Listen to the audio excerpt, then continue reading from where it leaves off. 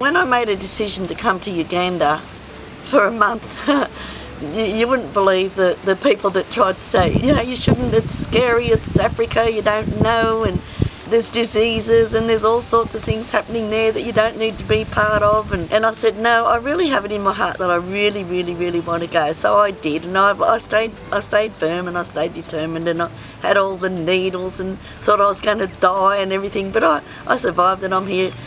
I didn't know what to expect, but I thought it would be a lot different to what it is.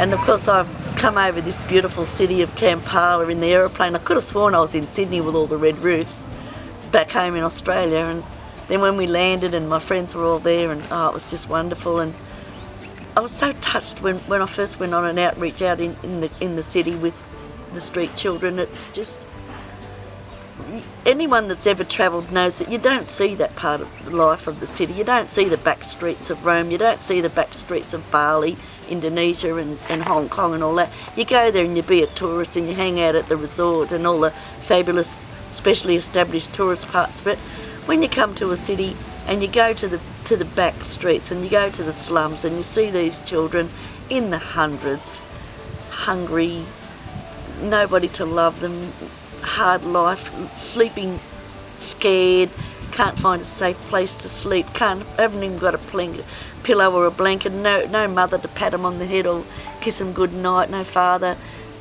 nothing. It's just, they just survive. And it's just the saddest thing I've ever seen. And the little tiny ones, there's little tiny ones in amongst them that you just want to pick them up and cuddle them, you can't. It makes me want to cry just thinking about them. They're so beautiful, and all of them are so nice. Amari Uganda was established in 2012 and registered as an NGO, which is a non-government organisation, or to us a charity. It was founded by street children themselves, who had a burning desire really to help other street children, seeing they knew what they'd gone through, they knew that they all have a lot of skills to offer, that their futures are pretty bleak and they can't do anything without help. To school, they all want to hone their skills, they all want to have ambitions like any children, and Amari staff want to help them do all that as much as they can. They have outreaches where they feed up to 90, 100 children, couple of days, few days a week, and they dress wounds and look after children on the streets as best they can, give them religious lessons and hope for the future. They bring them to the Amari Centre here every Thursday. There's children brought in taxis and they're given all sorts of activities as far as skills activities, as far as music, shoemaking, English lessons, and play cards, games, everything that children should be doing that don't, because they're on the streets and they've got nothing. Their main aim is not to have children institutionalised in the Amari Centre. There are those that live here that have nowhere else to go, but any children that they investigate from the streets and they find out where they came from, and they'll go back to that area even if it means a long trip in a taxi or a bus, and they'll interview people there and try and get them to go back to where they came from. They pay the people that take them in and for their schooling and for their uniforms and all their education needs, as well as sometimes they give them food or money for food and helpers. And if that doesn't work and there's nowhere for them to go, then there's always the Amari Centre here where they can come. There are children that live here, they're quite happy, they love it, they don't want to leave, they've got nowhere else to go anyway. But they get to go to their own schools. They even investigate to see what school would be best. I actually sponsor a boy that lives here at the Amari Centre, Marvin, my little son, as he calls me mummy or mum. He's about, we think he's about 13. He doesn't know himself how old he is. And when I came to Amari the other day, I asked Marvin what he wants to be, and he said when he's an adult, he wants to get skills and learn so he can be a bank manager. How good's that? I love that. I think that's wonderful, and he's really keen to go to school and get all the skills. He's missed a lot of schooling. He's got a lot of catching up to do, but he'll get there because he's got. And one of the boys has taken the biro and did this. Coloured a leaf for me.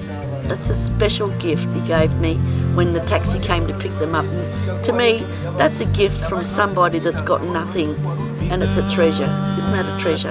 I'll keep that forever. A lot of people expected that it was just another African scam, that these people weren't real, they were just scammers, and I couldn't see that because why would they let me come if they weren't going to be here to meet me and they weren't going to do the right thing by me?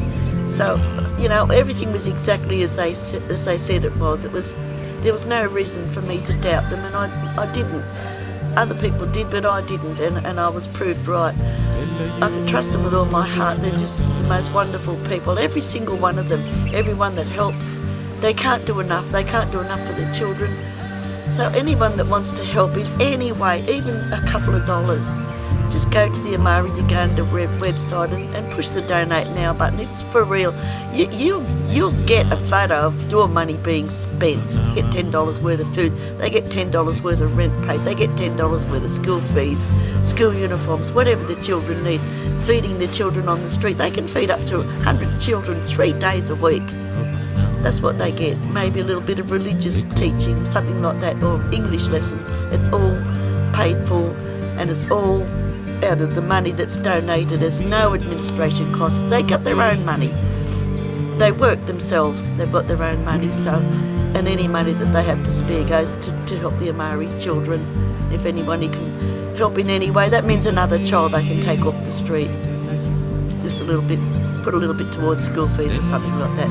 Every little bit helps, and every little bit will take another child off the street.